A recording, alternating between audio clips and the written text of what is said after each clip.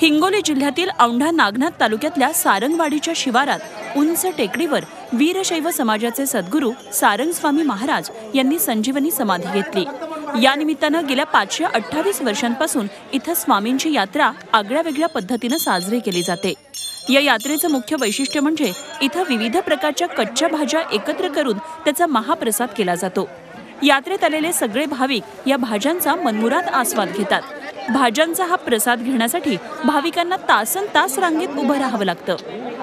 इथं भाजीची परंपरा आहे आणि त्यांच्या विचारातून त्यांचे जर विचार आपण ग्रहण केले तर शारीरिक जे षडरूप आहे, जे माणसाचे विचारिक जी कमजोरी झालेली असते ती भरून निघते आणि त्यांच्या भाजीच्या प्रसादातून माणसाची शारीरिक जी दुःख आहे ते दुरुस्त होते। ही परंपरा जवळपास 550 ते अशा विचारापासून चालू आहे। समजा वीरशैव समाजाच्या वतीनं ही यात्रा दरवर्षी मकर संक्रांतीनंतर तिसऱ्या दिवशी भरवली जाते।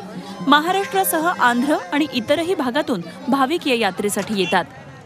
या ठिकाणी वीरशैव समुदायाची फार मोठी महाराष्ट्रातील यात्रा आणि यात्रेचं वर्ष 528वं वर्ष आहे। वेगवेगळ्या प्रकारची भाजी या ठिकाणी बनविल्या जाते, वेगवेगळ्या भाजी मिश्रण करून, आणि भाजी खाल्ल्याने या ठिकाणी अशी आख्यायिका आहे की या ठिकाणी रोग, असाध्य रोग हे दूर होतात। हिंगोली जिल्ह्यात पर्यटनाची खास सुविधा नसल्यानं हिंगोली, परभणी आणि नांदेड जिल्ह्यातील भाविक मोठ्या प्रमाणात इथे दाखल होतात।